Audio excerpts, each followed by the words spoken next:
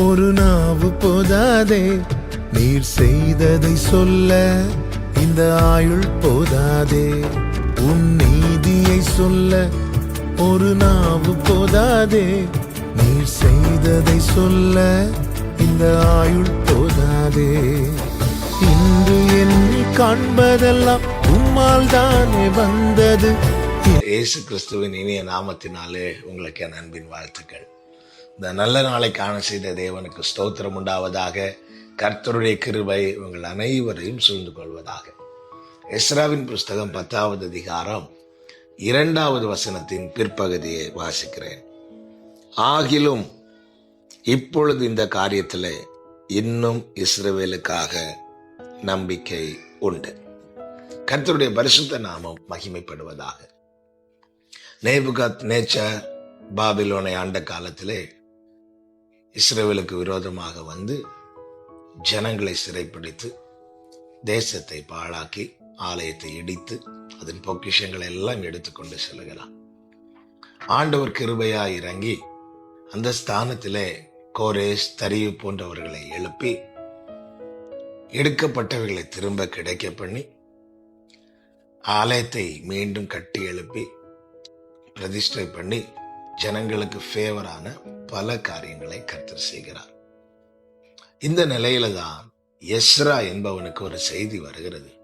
என்ன செய்தி வருகிறது என்றால், இந்த ஜனங்கள் இன்னும் அருவருப்புக்கு விலகி இருக்கவில்லை, அருவருப்பை செய்து கொண்டுதான் இருக்கிறார்கள் என்று.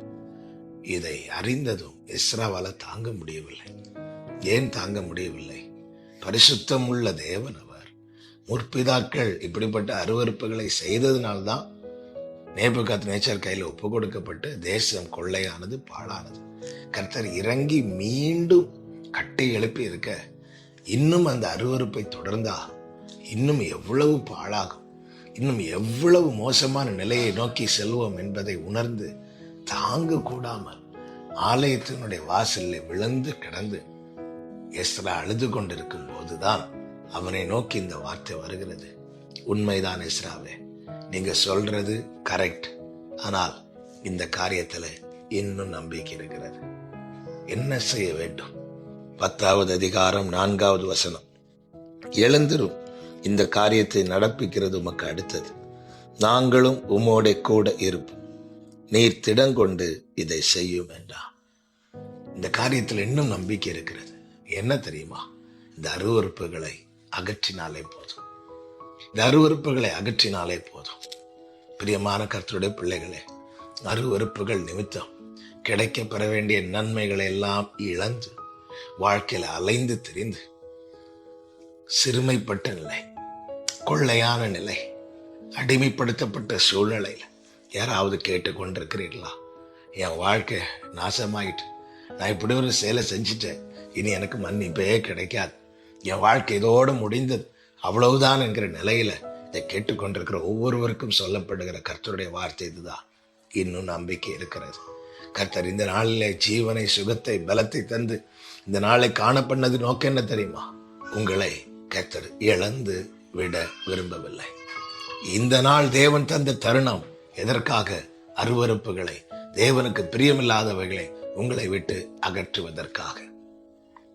எரேமியா 4:1 இப்படி சொல்லப்பட்டிருக்கிறது. இஸ்ரவேலே, நீ திரும்புகிறதற்கு மனதாயிருந்தால் என்னிடத்தில் திரும்பு என்று கர்த்தர் சொல்லுகிறார். நீ உன் அருவருப்புகளை என் பார்வையினின்று அகற்றி விட்டால் நீ இனி அலைந்து திரிவது இல்லை. ஏன் இந்த அலைந்து திரிகிற அனுபவம்? ஏன் வாழ்க்கை இன்னும் ஸ்திரப்படுத்தப்படவில்லை, கட்டு எழுப்பப்படவில்லை? அருவருப்புகள் இன்னும் உள்ளே இருக்கிறது. அருவருப்பு இருக்கிற இடத்துல ஆமென் கர்த்தரால் வந்து வாசம் பண்ண முடியாது. கர்த்தரால் வந்து வாசம் பண்ண முடியாத இடத்துல சத்ருவின் உட்புகுதல் அதிகம் இருக்கும்.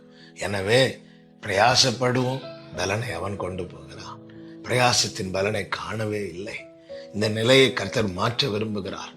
அருவருப்பாய் காணப்படுகிறவைகளை அப்புறப்படுத்தி பாருங்கள்.